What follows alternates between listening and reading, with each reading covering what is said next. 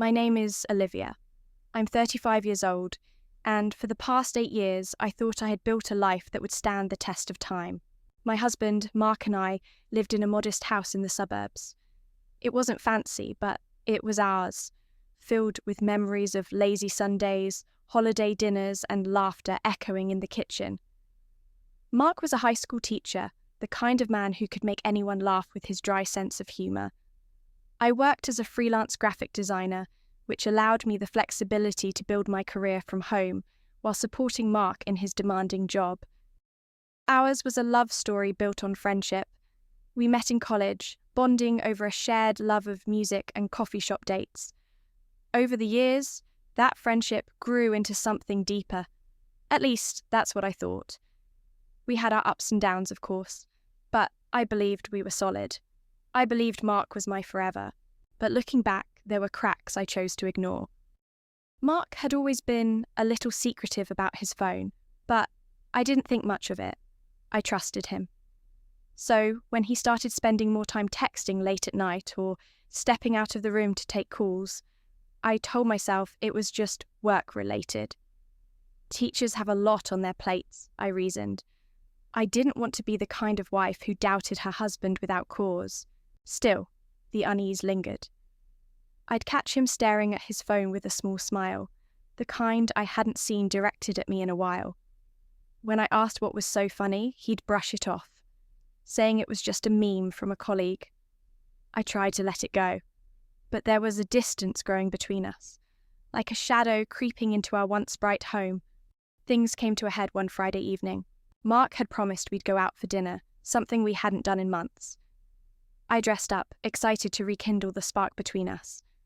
But just an hour before we were supposed to leave, he called to cancel. "Sorry, Liv," he said, sounding distracted. "Something came up at school. I'll be late." He didn't even apologise properly, just hung up before I could respond. I sat on the edge of our bed, staring at the empty room. The pit in my stomach grew heavier. It wasn't just disappointment, it was something more. The next day, I decided to clean out the car while Mark was out running errands. As I was gathering the usual clutter of receipts and empty water bottles, something caught my eye. In the glove compartment, tucked beneath a pile of papers, was a small jewellery box. My heart skipped a beat. For a fleeting moment, I thought it might be a surprise gift. Maybe Mark was planning something special to make up for the distance between us. But when I opened the box, I found a delicate gold bracelet, something I would have loved, but it wasn't for me. There was a tiny tag attached to it that read, "For Emily." Emily? The name was unfamiliar, but it might as well have been a knife through my chest. My hand shook as I closed the box and shoved it back where I found it. My mind raced with questions.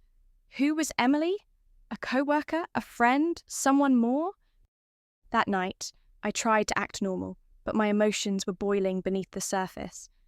Mark seemed oblivious, scrolling through his phone as we ate dinner in silence.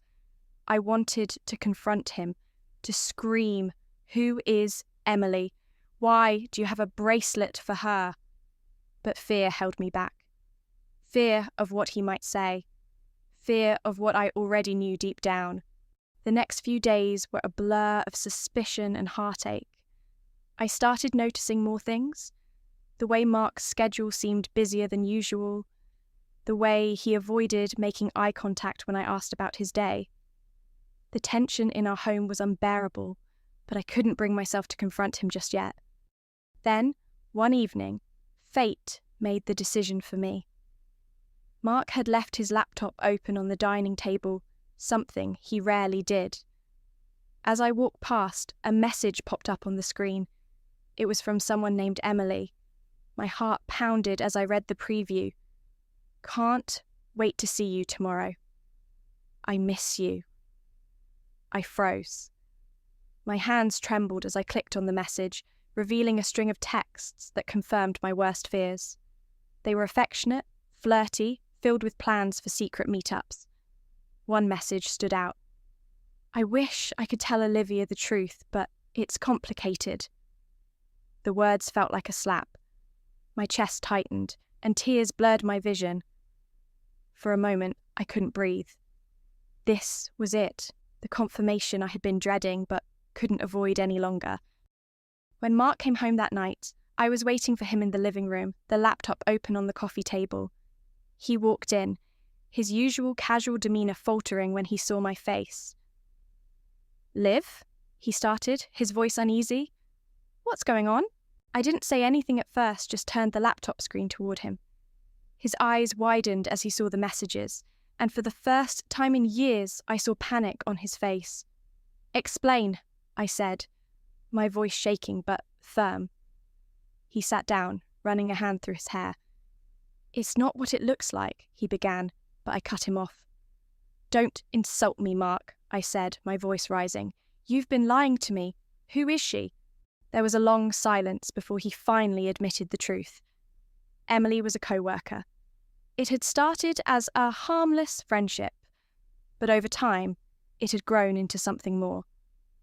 He said he didn't mean for it to happen, that he never wanted to hurt me. His words felt empty, like a script he'd rehearsed. I listened, my heart breaking with every word. When he finished, I stood up, tears streaming down my face.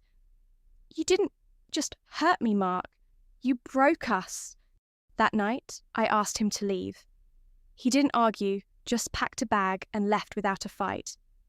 As the door closed behind him, I felt a mix of devastation and relief. The betrayal was unbearable, but at least I knew the truth. In the weeks that followed, I focused on myself. I leaned on my friends who reminded me that I wasn't alone. I threw myself into my work, finding solace in creativity. I took long walks, journaled my thoughts, and slowly began to rebuild the pieces of my life. It wasn't easy. There were days when the pain felt overwhelming, when I questioned everything about myself and my worth. But over time, I realized that Mark's betrayal wasn't about me. It was about his choices, his weaknesses. I couldn't control what he did, but I could control how I moved forward. Now, months later, I'm in a better place. I've learned to value myself in ways I never did before. I've learned that love should be honest and mutual, not something that leaves you doubting your worth.